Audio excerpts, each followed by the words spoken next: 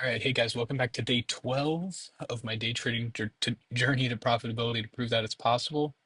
I ended up taking a trade today, and actually ended up losing. Um, so yeah, let's get into it. First things first, like always, want to mark out the 4 hour highs, and hourly highs and lows. So we got a 4 hour high here, a 4 hour low here. On NASDAQ. And if we go into 1 hour, it's kind of price is kind of chopping up here. But you can see we had a high here. Let me mark out market opened just so we have that. Right here, 9:30. Go back into the hourly. We have that high here, and then we have a low here.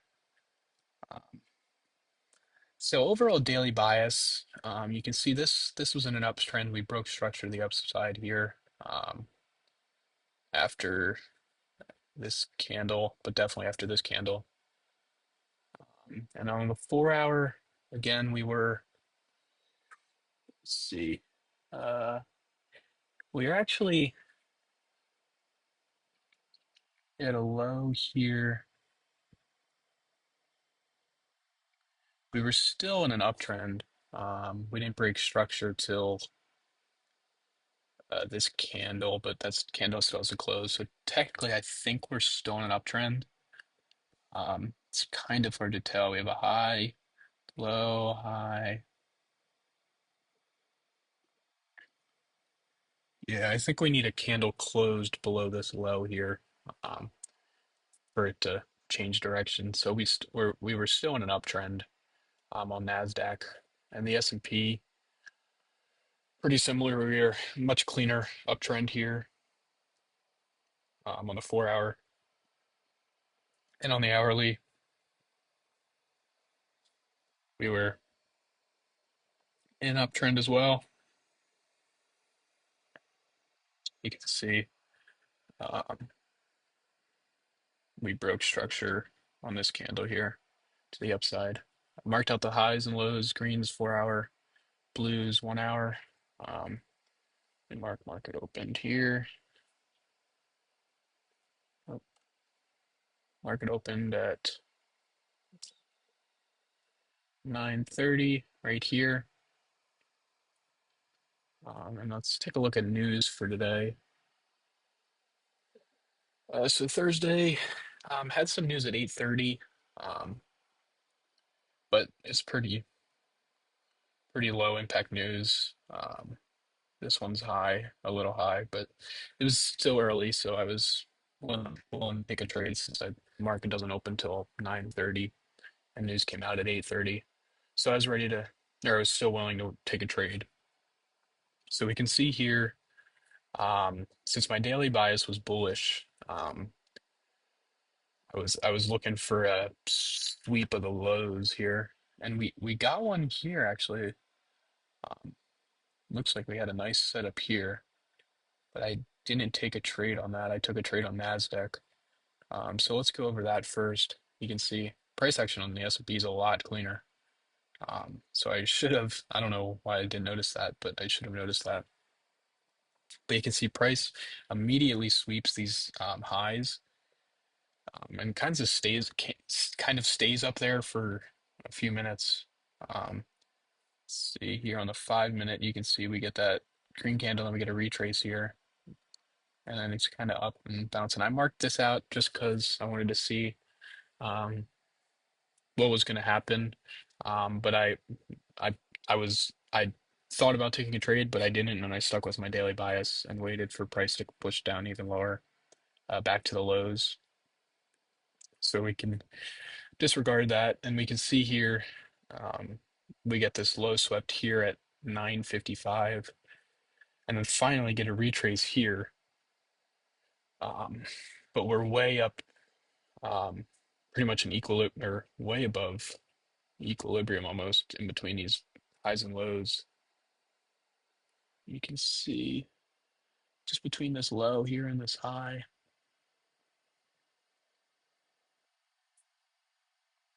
Um, we're way way high. So I that's something I should have looked at. But we can go in here. So we get that retrace 1010, go into the 1 minute,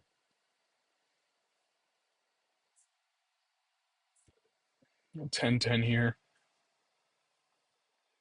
So 1010 wasn't till this candle here. This didn't close till, or this candle didn't close till 1010 or open till 1010. But I marked out this fair value gap, even though the retrace was right here, which I shouldn't have done. I should have waited for a whole new fair value gap. I wasn't sure how this was going to play out. I've never took a trade off a fair value gap before the retrace. But as we can see here, it didn't play out too well. Um, so we see here this test into here, and then a break of structure uh, right here, ended off that candle, and then I set my take profit right here. But we can see off of that, it was about, I think I had a 1-to-1.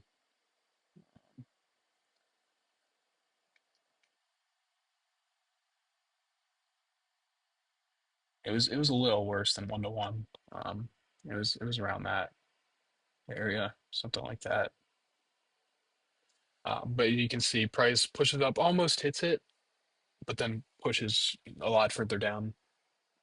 So again, I probably shouldn't have taken this trade just because it's off this retrace or whatever you want to call it, fair value gap. I should have waited for a new fair value gap because if we go in here, we can see um, this fair value gap gets respected. Let me draw this out. Right here, you can see price pushes into here. Then we get a break of structure. Um, right here on this candle. And this would have been a much better risk to reward. So I enter off this candle, so somewhere in there, and then put that there, put that there. That would have been a 1 to 1.6. So that would have been very good. And again, that was pretty late in the day. That would have been 11:13. So I guess I wouldn't have ended up taking that trade, but I should have definitely waited. Um, I don't think we get a retest before that. Yeah. So I should have not traded. I should have waited for something like that for a new fair value gap after the retrace. So I should like put a line here or something, a line right here, and wait for fair value gap after that line, after the retrace, a new fair value gap to enter off of. But if I took that, that would have hit. That would have been good. You can see daily bias is overall, I guess, kind of right, kind of just bouncing up and down. Have We're at all-time highs here, so it's kind of tricky. But let's take a look at the S&P because it looked pretty clean there. Um, so market opens, we get this leg up immediately to the upside. I saw that and I didn't really, wasn't happy with that. So I was waiting for it to come down here. I don't know why I didn't notice this, but this looked like a lot better of a trade. So you can see we sweep liquidity here, get this retest at 10:45. All right, yeah, that's why. This is already pretty late. I noticed this and price just kept pushing higher, and this was already 10:20, 10:45, already pretty late in the day. But let's see if we could have found anything. 10:45 here.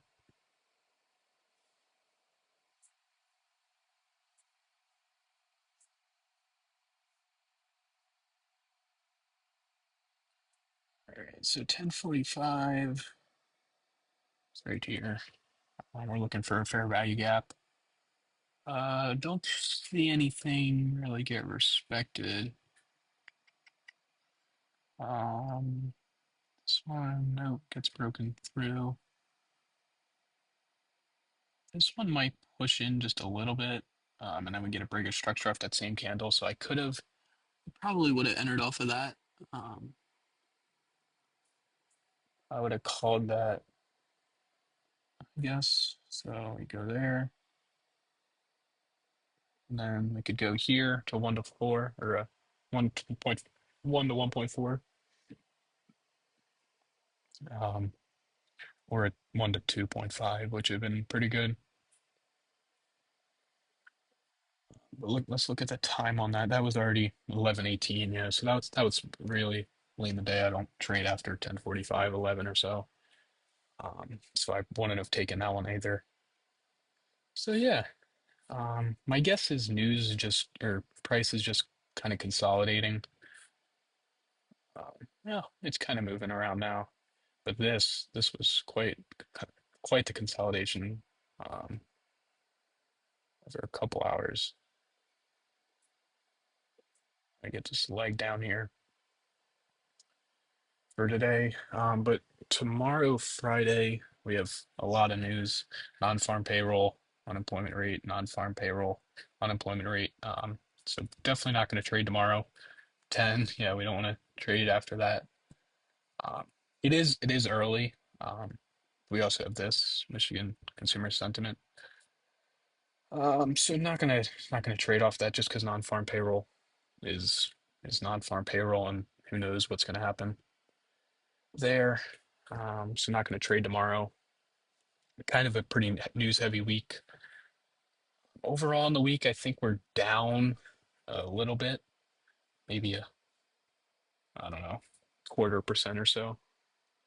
Um, but we learned a lot this week. Don't trade on news before big news.